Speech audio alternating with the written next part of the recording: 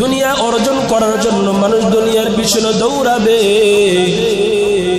দুনিয়ার অর্জন করার জন্য, দুনিয়া কামানোর জন্য মানুষ প্রতিযোগিতা করতে থাকবে।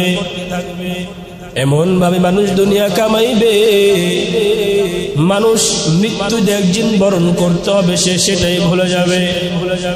আল্লাহ বলেন হাত্তা ইযা জাআ আহাদাকুমুল মাউত, দুনিয়ার পিছনে মানুষ ছুটতে ছুটতে এক সময় ওই মানুষের কাছে মৃত্যু চলে আসবে। হাত্তা ইযা জাআ আহাদাকুমুল মাউত, ওই মানুষের কাছে মৃত্যু চলে আসবে।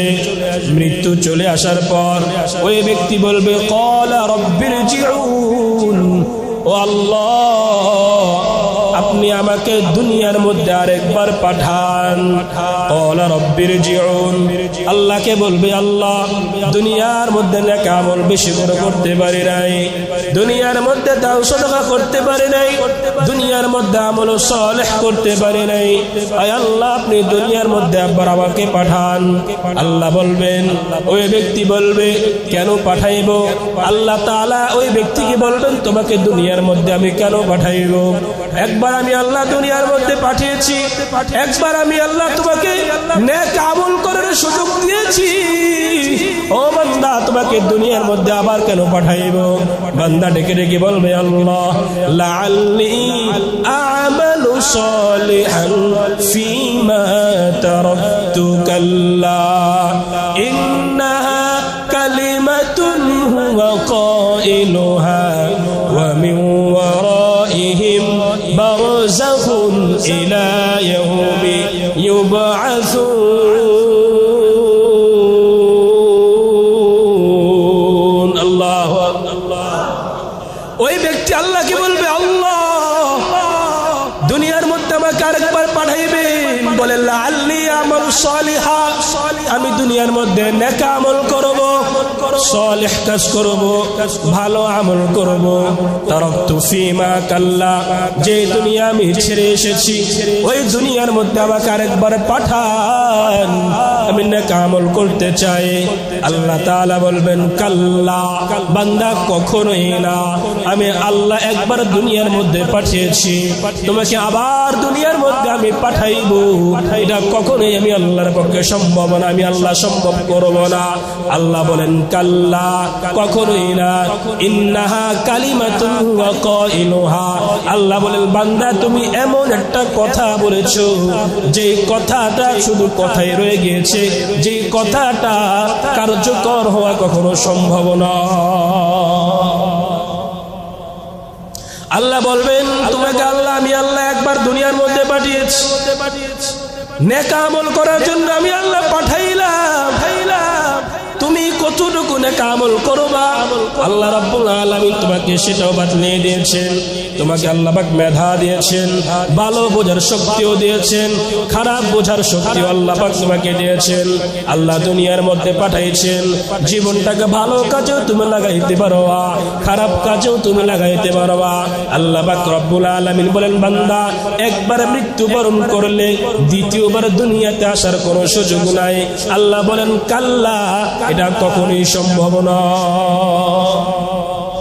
তাহলে দুনিয়াতে মৃত্যুবরণ করার আগে আফসোস যাতে করা না লাগে, এই জন্য দুনিয়াতে আমল করার দরকার আছে না নাই? আরো জোরে বলেন আছে না নাই? দুনিয়াতে নেক আমল করতে হবে, নামাজ পড়তে হবে, দান সাদকা করতে হবে, কোরআন তেলাওয়াত করতে হবে। কোরআনের সাথে যার সম্পর্ক লেগে যাবে সেই ব্যক্তিকে দামি বানিয়ে দিবেন কে? এই যে কোরআন শরীফ, এই কোরআন শরীফটা এই টেবিলের উপর আছে। এখন যদি এই টেবিলটা কারো পায়ের সাথে লাগে, আপনারা এই টেবিলটাকে চুমো দিবেন কি দিবেন না? সাধারণ একটি কাপড় 30 টাকা দামের কাপড়, সেই কাপড় দিয়ে যদি কোরআন শরীফের গিলাফ বানানো হয়, সেই গিলাফটা যদি আপনাদের কারো পায়ে লাগে, আপনারা চুমু দিবেন কি দিবেন না? অবশ্যই চুমু দিবেন। কেন? এই গিলাফের সাথে কোরআনের সাথে সম্পর্ক লেগেছে।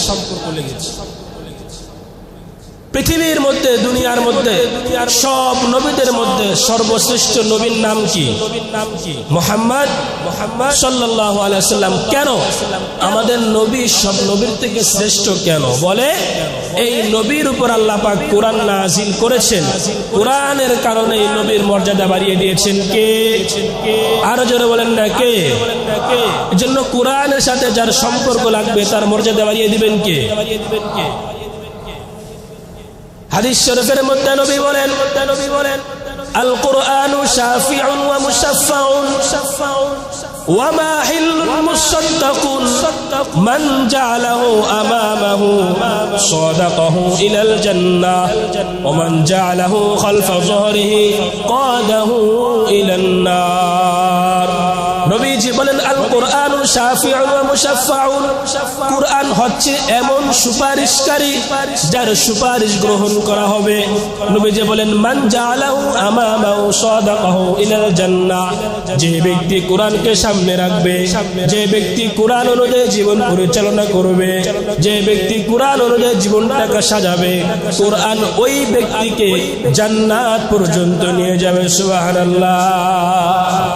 ওমান জাআলাহু খালফা যহরিহি সাকাতাহু ইলান নার। আর নবীজি বলেন যে ব্যক্তি কোরআন অনুযায়ী জীবন পরিচালনা করবে না, কোরআন অনুযায়ী জীবনকে সাজাবে না, কোরআন অনুযায়ী চলবে না, নবীজি বলেন ওই ব্যক্তিকে কোরআন জাহান্নামের মধ্যে নিক্ষেপ করবে। বলেন নাউজুবিল্লাহ। এজন্য আমরা কোরআন অনুযায়ী জীবন পরিচালনা করতে পারি কি পারি না? ভাইরা আমার, বলতেছিলাম নেক আমল করবে, করার জন্য মানুষ মৃত্যুর পরে আল্লাহর কাছে আফসোস করবে। মৃত্যুর পরে আল্লাহর কাছে আফসোস না করার জন্য দুনিয়ার মধ্যে নেক আমল করতে হবে। নামাজ পড়েছেন, নামাজ পড়ার পরে নামাজ শেষ করেছেন, একটু কোরআন তেলাওয়াত করে বাসায় গিয়ে তো বসেই থাকবেন। মসজিদে কোরআন শরীফ আছে, একটু কোরআন তেলাওয়াত করেন। কোরআন তেলাওয়াত করলে প্রত্যেকটি হরফে